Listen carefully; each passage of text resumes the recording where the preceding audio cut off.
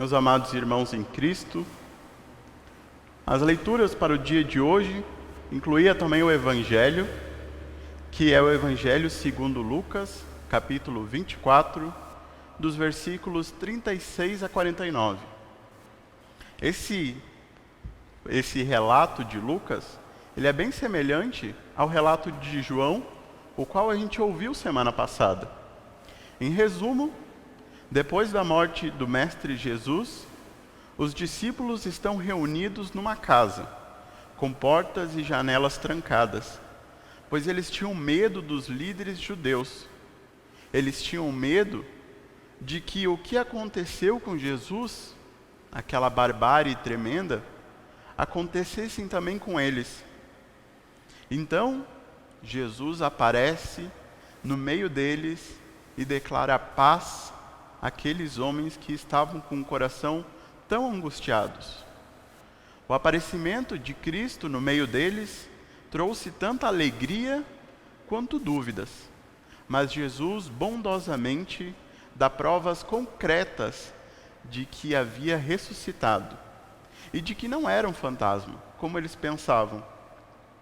Jesus mostra os buracos em suas mãos e pés, e por causa dos pregos, e o ferimento também em seu lado, onde a lança do soldado o havia atingido.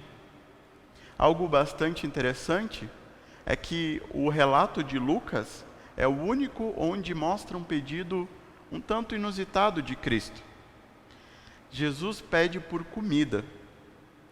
É um tanto engraçado pensar que um homem que havia morrido, depois ressuscitado, atravessado paredes e portas trancadas para estar no meio deles, pedisse por pão. Certamente que Jesus não estava com fome. Ele não precisava se alimentar naquela hora.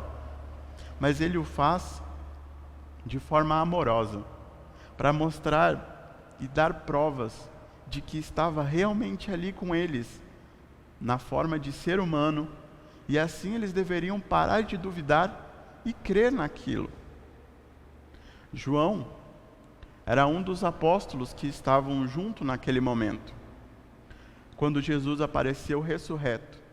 E é ele quem escreve o texto da nossa mensagem de hoje. O trecho da primeira epístola de João, a qual a gente acabou de ouvir. E meus amigos, eu convido a vocês a lerem toda a carta de João. Ela é bem curtinha, tem 5 capítulos, em menos de 20 minutos é possível lê-la toda. Então, quando surgir uma oportunidade, ou mesmo hoje à noite, antes de dormir, eu convido a vocês que leiam o que o apóstolo João, o chamado apóstolo do amor, tem a dizer para nós. Mas antecipando a leitura, que é muito boa por sinal, João escreve num tom muito caloroso, muito pastoral e pessoal. Porém, aquilo que ele escreve não é muito reconfortante e tranquilizador, pois ele reflete as profundas convicções de João e a sua absoluta devoção à verdade. Vamos explicar isso um pouquinho melhor. Para João é tudo bem definido. Não há espaço para duplo sentido em seus ensinamentos. Ele expõe as suas ideias colocando o preto no branco. Ele propõe a total distinção e separação do bem e do mal. Somos de Deus ou somos do mundo? Se amamos a Deus e ao próximo, somos nascidos de Deus. E se não amamos, não somos nascidos de Deus. Para João, é muito clara as distinções. E nós ouvimos isso no texto de hoje. No versículo 6, está escrito assim: assim, quem vive unido com Cristo não continua pecando, porém, quem continua pecando nunca ouviu e nunca o conheceu. Ou ainda eu posso citar mais alguns versículos, como o da segunda carta de João, do versículo 9 até o 11, onde está escrito: quem fica com os ensinamentos de Cristo, mas vai além deles, não tem Deus. Porém, quem fica com o ensino de Cristo verdadeiro, esse tem tanto o Pai como o Filho. Se alguém for até vocês e não levar o ensinamento de Cristo, não recebam essa pessoa na casa de vocês. E nem lhe digam que a paz esteja com vocês, pois quem deseja a paz a essa pessoa é seu companheiro no mal que ela faz. Parecem palavras duras para um apóstolo chamado apóstolo do amor. Mas é possível ver que João ele tem um compromisso sério com aquilo que é verdade. E mais, ele tem um compromisso com aquele que é a verdade. Por isso João não faz rodeios ao falar. Pelo contrário, ele é direto e cirúrgico ao admoestar as pessoas que estão lendo a sua carta. Beleza. Então nós já temos um norte para ler João. Ele não enrola, ele fala tudo o que tem que falar e fala na cara. Ele põe os pingos nos is, o preto no branco. O que é bom, o que é mal. Quem é filho de Deus não continua pecando. Porém, quem continua pecando nunca ouviu e nunca o conheceu.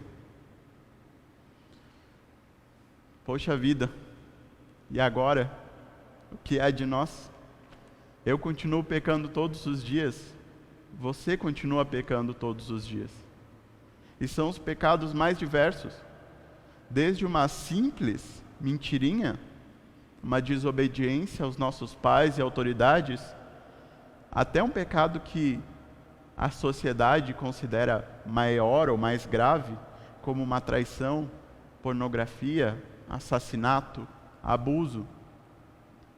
Mas não tente enganar vocês mesmos, meus queridos. Mesmo que a sociedade diga que esse é um pecado menos grave ou mais grave, é esse pecadinho que leva as pessoas ao inferno. E para o nosso juiz celeste, o Deus Todo-Poderoso, não importa qual é o pecado. O pecado não tem tamanho. Pecado é pecado. E também não importa quem você seja você rico ou pobre, seja habilidoso ou não, nada do que você possui importa na hora do seu julgamento. E ainda se for pelos teus méritos, você certamente já está condenado, culpado por quebrar a lei de Deus. Ora, quer dizer então que João não tem nada de bom para nos falar? Nada do que ele fala que é bom serve para nós? O apóstolo do amor não tem nada de reconfortante para nos dizer, a não ser anunciar a condenação? Certamente que não é isso. Mesmo com toda a sua franqueza, João sabe que continuamos pecando. Mas ao escrever essas palavras, a preocupação maior de João é com a forma que a pessoa vive de um modo geral. O seu desejo é ressaltar o fato de que é a justiça, e não o pecado, o princípio dominante na vida de um verdadeiro cristão. E não é qualquer justiça. É a justiça que vem do alto. É a justiça que vem dos céus. É aquela que Jesus fez. É a justiça de um homem, que Deus se encarna num homem e vem morrer pelos pecadores. Vem ter uma morte dolorida e sofrida numa cruz. Aquele que não pecou, morreu pelos pecadores. Na primeira epístola de João, capítulo 1, versículo 8 e 9, ele diz assim: se dissermos que não temos pecados, a nós mesmos estamos enganando, e a verdade não está em nós. Mas se confessarmos os nossos pecados a Deus, Ele cumprirá a sua promessa e fará o que é correto. Ele perdoará os nossos pecados e nos limpará de toda a maldade. Deus Pai, Ele preparou um plano para nos salvar da morte eterna. E esse plano consistia em entregar o seu próprio Filho, Jesus Cristo, para morrer por nós. Aquele que não pecou, morreu pelos pecadores. E assim aconteceu. Jesus morreu. Mas felizmente, Jesus não ficou preso na morte. Ele foi ressuscitado, vencendo assim a morte. E isso nos garante que a gente vai ressuscitar também, quando Ele voltar na glória eterna, no dia do juízo final. E é nisso que consiste o amor de Deus por nós. Ele deu o seu Filho para morrer, e não somente isso, mas com isso demonstra o quanto nos ama, a ponto de nos chamar filhos de Deus, por causa da obra redentora de Cristo naquela cruz. Meus queridos e amados irmãos em Cristo, para concluir essa mensagem, eu gostaria de utilizar as palavras do apóstolo do amor, João, e falar elas como se elas fossem minhas. Ele diz assim: meus filhinhos, eu falo-lhes essas coisas para que vocês não pequem.